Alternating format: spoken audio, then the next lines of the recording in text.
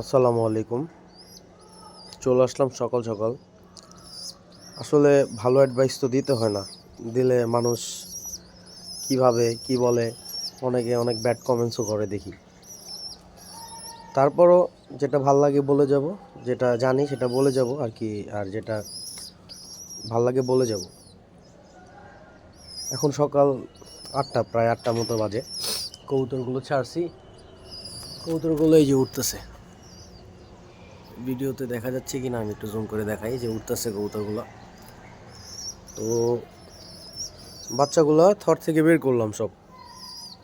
আপনাদের কবুতরের বাচ্চা নানান সমস্যায় ভুগে, ভাই বাচ্চা হয় না। অনেকে বলে ভাই বাচ্চা ঠিক মতো নিতে পারি না, এই সমস্যা সেই সমস্যা, বাচ্চার ক্যালসিয়ামের সমস্যা, মারা যায়, বাপ মা খাওয়ায় না, কত নানান রকম সমস্যা। আল্লাহর রহমতে আমার এইসব মানে থরের লাইফে এরকম প্রবলেম কখনো হয় নাই, আমি ফেস করি নাই।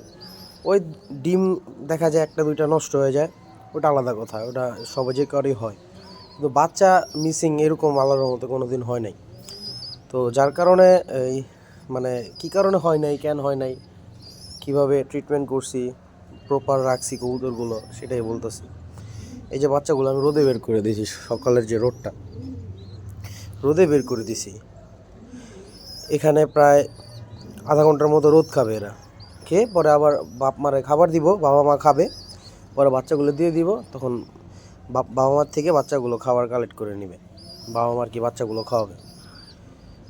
এই যে রোদটা পাইতেছে, ডিরেক্ট ভিটামিন ডি, ক্যালসিয়ামও দেওয়া লাগবে না এদের।